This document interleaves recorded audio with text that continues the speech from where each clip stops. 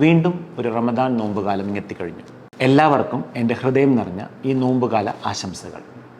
ഈ നോമ്പുകാലത്തിൻ്റെ പ്രത്യേകത എന്താണെന്ന് വെച്ച് കഴിഞ്ഞാൽ വളരെ ചൂടുള്ള വേനൽക്കാലത്താണ് ഇപ്രാവശ്യം നോമ്പെത്തി നിൽക്കുന്നത്. അതുകൊണ്ട് തന്നെ ഏകദേശം 10-14 മണിക്കൂർ വ്രതം അനുഷ്ഠിക്കേണ്ട കാലവുമാണ്. അതുകൊണ്ട് തന്നെ ഈ കാലത്ത് കഴിക്കുന്ന ഭക്ഷണത്തെപ്പറ്റി പ്രത്യേകമായിട്ട് അറിഞ്ഞിരിക്കേണ്ടതായിട്ടുള്ള പല കാര്യങ്ങളുമുണ്ട്. ഈ വിഷയത്തെപ്പറ്റി അല്പം സംസാരിക്കുവാനാണ് ഞാൻ ഇന്ന് ഈ വീഡിയോ ചെയ്യുന്നത്. രാവിലെ സൂര്യൻ ഉദിക്കുന്ന സമയം മുതൽ വൈകിട്ട് സൂര്യൻ അസ്തമിക്കുന്ന സമയം വരെയുള്ള ഈ ഉപവാസ കാലത്ത് ചിട്ടയോടെ നോമ്പ് വ്രതം അനുഷ്ഠിച്ചാൽ അത് നമ്മുടെ ശരീരത്തെയും മനസ്സിനും ഉത്തേജിപ്പിക്കുകയും രോഗപ്രതിരോധ ശക്തി വർദ്ധിപ്പിക്കുകയും നമ്മുടെ ശരീരത്തിന് ഉന്മേഷദായകമായി തീരുകയും ചെയ്യും എന്നുള്ളത് പല പഠനങ്ങളും തെളിയിച്ചിട്ടുണ്ട്. എന്നാൽ ഇത് ചിട്ടയോടെ അല്ല ചെയ്യുന്നതെങ്കിൽ ശരീരത്തിന് വളരെ ദോഷമായിട്ടാണ് ബാധിക്കുക എന്നുള്ളതും വളരെ പഠനങ്ങൾ തന്നെ തെളിയിച്ചിട്ടുണ്ട്. സാധാരണ നോമ്പ് എടുത്ത് തുടങ്ങുമ്പോൾ നമ്മൾ അത്താഴത്തിന് കഴിക്കുന്ന ഭക്ഷണം അല്പ മണിക്കൂറുകൾക്ക് ശേഷം ദഹിച്ച് നമ്മുടെ ശരീരം ഒരു ഫാസ്റ്റിംഗ് സ്റ്റേജിൽ എത്തുന്നു. എല്ലാവർക്കും അങ്ങനെ ഫാസ്റ്റിംഗ് സ്റ്റേജിൽ എത്തുന്ന അവസ്ഥയിൽ നമ്മുടെ ശരീരത്തിൽ സ്റ്റോർ ചെയ്യപ്പെട്ടിട്ടുള്ള കൊഴുപ്പ്, അതേപോലെ തന്നെ ഗ്ലൈക്കോജൻ മുതലായവയാണ് നമ്മുടെ തുടർന്നുള്ള ബാക്കി ദിവസത്തിൻ്റെ ഊർജം നിലനിൽക്കാൻ വേണ്ടിയിട്ട്, എനർജി റിലീസ് ചെയ്യാൻ വേണ്ടിയിട്ട് നമ്മുടെ ശരീരം തന്നെ കണ്ടെത്തുന്നത്. അതുകൊണ്ട് തന്നെ രാവിലെ ഭക്ഷണം കഴിക്കാതെ ഉള്ള നോമ്പ് എടുക്കൽ യാതൊരു കാരണവശാലും അനുവദനീയമല്ല. അത് ശരീരത്തിന് വളരെയധികം ദോഷമാണ് ചെയ്യുന്നത്. നോമ്പിൻ്റെ സമയത്ത് ഏകദേശം 10 മുതൽ 14 മണിക്കൂറുകൾ വരെ നമ്മൾ യാതൊരുവിധ ആഹാര പാനീയങ്ങൾ ഒന്നുമില്ലാതെയാണ് സാധാരണയായി നോമ്പെടുക്കുന്നത്. അതുകൊണ്ട് തന്നെ നോമ്പുകാലത്തെ ആഹാരക്രമം പ്രധാനമായും 2 നേരത്താണെന്ന് നിങ്ങൾക്ക് എല്ലാവർക്കും അറിയാം. ഒന്ന് അത്താഴം അഥവാ സുഹൂർ, 2 നോമ്പുതുറ അഥവാ ഇഫ്താർ സമയം. അത്താഴ സമയത്ത് അഥവാ സുഹൂർ സമയത്ത് നമ്മൾ ഭക്ഷിക്കുന്ന ആഹാരം ഏകദേശം ഒരു ദിവസം മുഴുവൻ ശരീരത്തിന് ഊർജം നൽകുവാൻ പ്രാപ്തമായിട്ടുള്ളവയായിരിക്കണം എന്നുള്ളതിൽ യാതൊരു സംശയവുമില്ല. എന്നാലേ ആ ഒരു ഫുൾ ദിവസം നമ്മുടെ ശരീരത്തിൽ എനർജി നിലനിൽക്കുകയുള്ളൂ. അതുകൊണ്ട് തന്നെ ഈ സമയത്ത് കഴിക്കുന്ന ആഹാരങ്ങൾ സാവധാനം ദഹിക്കത്തക്ക രീതിയിൽ ഉള്ള ആഹാരമായിരിക്കുന്നതാണ് ഏറ്റവും അഭികാമ്യം. കാരണം പെട്ടെന്ന് ദഹിച്ച് കഴിഞ്ഞു കഴിഞ്ഞാൽ കുറച്ച് കഴിയുമ്പോഴേക്ക് തന്നെ ഏകദേശം നമ്മൾ കഴിച്ച അത്താഴ സമയത്തിൽ സുഹൂർ സമയത്ത് കഴിച്ച ഭക്ഷണം കുറച്ച് പെട്ടെന്ന് ദഹിക്കുന്ന തരത്തിലുള്ളതാണെങ്കിൽ അല്പം മണിക്കൂറുകൾക്ക് ശേഷം തന്നെ ക്ഷീണമാണ് സാധാരണയായിട്ട് അനുഭവപ്പെടുക. അതിനാൽ തന്നെ സാവധാനത്തിൽ ദഹിക്കുന്ന തരത്തിലുള്ള ആഹാരമാണ് നമ്മൾ പ്രത്യേകമായിട്ട് ഈ സുഹൂർ സമയത്ത് ഭക്ഷിക്കാനായിട്ട് തിരഞ്ഞെടുക്കേണ്ടത്. അതിനു വേണ്ടിയിട്ട് കോംപ്ലക്സ് കാർബോഹൈഡ്രേറ്റ് അടങ്ങിയിട്ടുള്ള ഭക്ഷണമാണ് ഏറ്റവും ഉത്തമം. കോംപ്ലക്സ് കാർബോഹൈഡ്രേറ്റ് എന്നുള്ളത് കൊണ്ട് തവിട് കളയാത്ത അരി, അല്ലെങ്കിൽ ഗോതമ്പ്, അല്ലെങ്കിൽ ബാർലി, ഓട്സ് മുതലായവ ഭക്ഷിക്കുന്നതാണ് ഏറ്റവും അഭികാമ്യമായിട്ടുള്ളത്.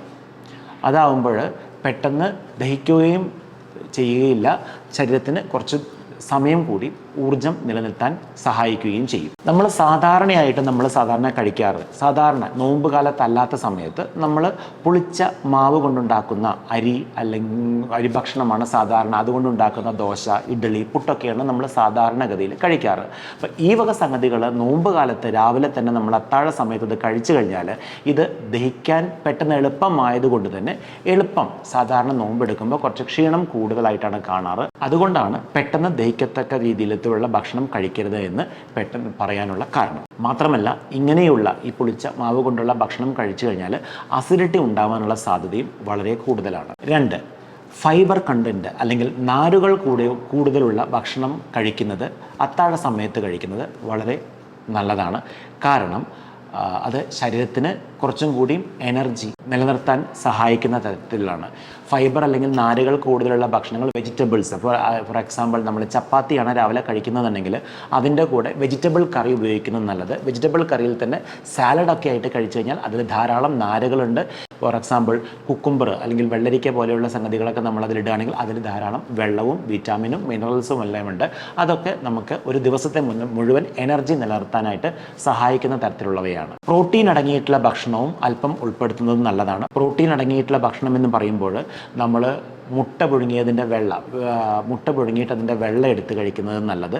അതേപോലെ തന്നെ പുഴുങ്ങിയ പയറ്, ചപ്പാത്തിയുടെ കൂടെ പുഴുങ്ങിയ പയർ കറിയായിട്ട് കൂട്ടുന്നത് നല്ലതാണ്. പിന്നെ പഴവർഗ്ഗങ്ങളാണെങ്കിൽ പുഴുങ്ങിയ പഴം രാവിലെ ഒന്ന് കഴിക്കുന്നതും വളരെ നല്ലതാണ്. വെള്ളത്തിൻ്റെ ആവശ്യകതയെപ്പറ്റി പ്രത്യേകിച്ച് പറഞ്ഞു തരേണ്ട യാതൊരു കാര്യവുമില്ല. സാധാരണ ഒരു മനുഷ്യൻ ഏകദേശം ഒരു ദിവസം നോമ്പ് കാലത്തല്ലാതെ തന്നെ 2 മുതൽ 3 ലിറ്റർ വരെയാണ് വെള്ളം സാധാരണയായിട്ട് കുടിക്കേണ്ടത്. അപ്പോൾ ഈ നോമ്പുകാലവും ഈ ചൂടുകാലവും ആയതുകൊണ്ട് തന്നെ നമ്മുടെ ശരീരത്തിൻ്റെ ആവശ്യകത വളരെ കൂടുതലാണ്.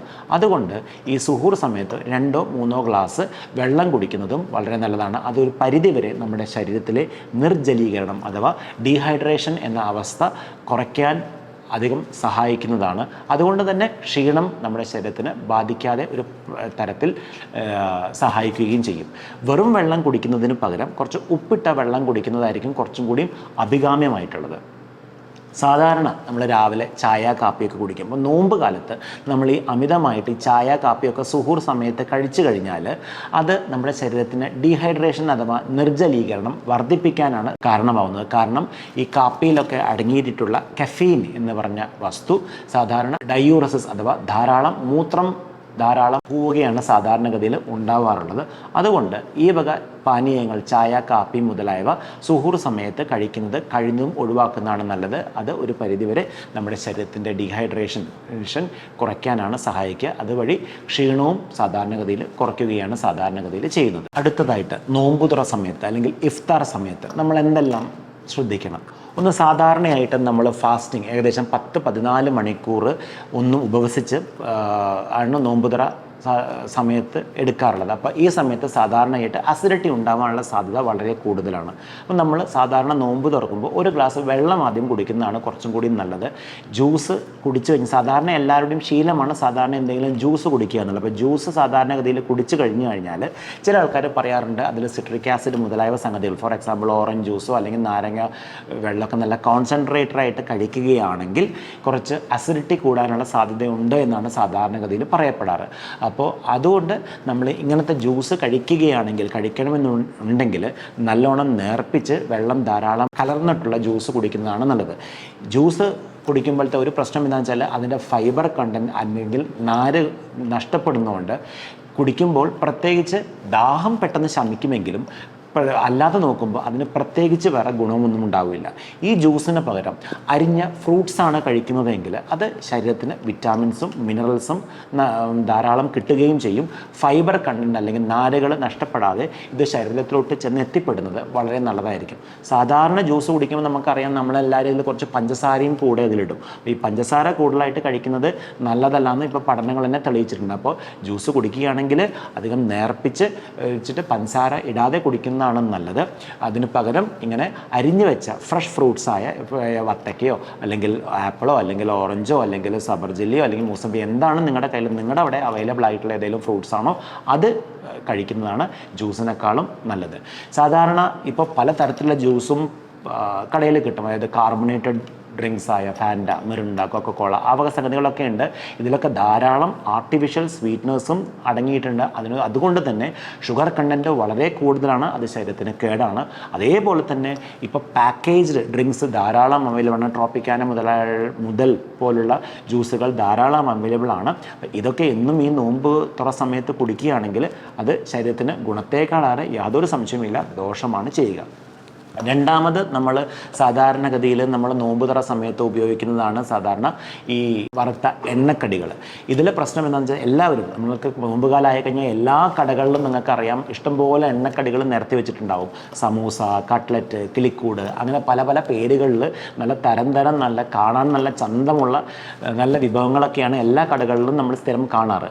ഇതിലെ പ്രശ്നം എന്താണെന്ന് വെച്ചാൽ ഇവർ ഈ പുറത്തുനിന്ന് ഉണ്ടാക്കുമ്പോൾ ഇതിൻ്റെ എണ്ണ എങ്ങനെ എണ്ണയാണെന്ന് നമുക്ക് അറിയാൻ പറ്റില്ല.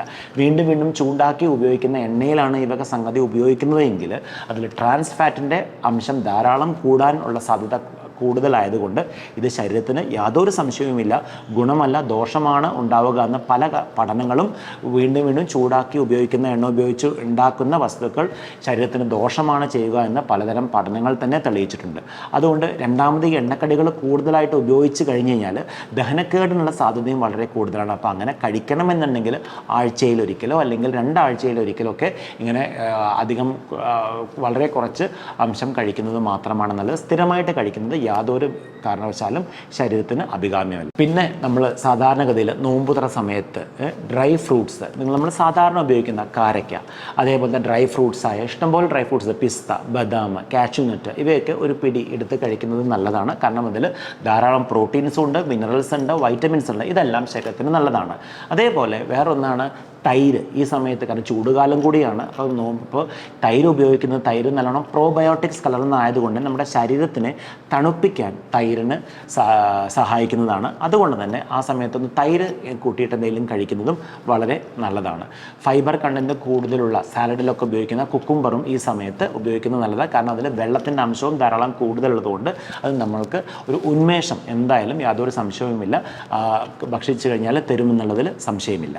പല ഡയറ്റും ഫോളോ ചെയ്യുന്ന പല ആൾക്കാരുണ്ടാവും. സാധാരണ സമയത്ത് തന്നെ കീറ്റോ ഡയറ്റ് അല്ലെങ്കിൽ ഡാഷ് ഡയറ്റ് അങ്ങനെ പല ഡയറ്റും യൂട്യൂബിലൊക്കെ ഇഷ്ടംപോലെ തരത്തിലുള്ള ഡയറ്റ്, വെയിറ്റ് ലൂസിങ് ഡയറ്റൊക്കെ ആയിട്ട് പലതരം ഡയറ്റ് ഉള്ള സംഗതികൾ നമ്മൾ യൂട്യൂബിൽ കണ്ടിട്ടുണ്ടാവും. ഈ വക സംഗതികൾ പ്രത്യേകിച്ചും നോമ്പ് കാലത്ത് എടുക്കുന്നത് ഒട്ടും ശരീരത്തിന് നല്ലതല്ല.